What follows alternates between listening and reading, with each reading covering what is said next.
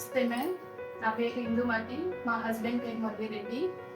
మాకు మ్యారేజ్ అయ్యి 7 ఇయర్స్ అయింది. నా పీరియడ్ ప్రాబ్లమ్స్ ఉంది.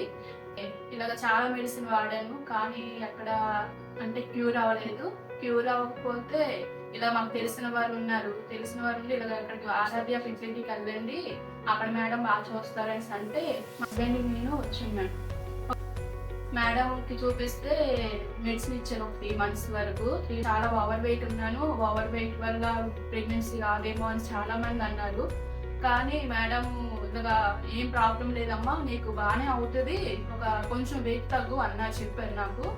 వెయిట్ తగ్గు అని చెప్తే నేను అలాగే అని మేడం అని చెప్పి ఒక 3 మంత్స్ డైట్ చేసి వెయిట్ తగ్గాను. నచ్చినల్గా కన్సీవ్ అయ్యాను. నచ్చినల్గా కన్సీవ్ అయిన తర్వాత పాప పుట్టిందండి నాకు. ఇక పాప చాలా హెల్తీగా ఉంది.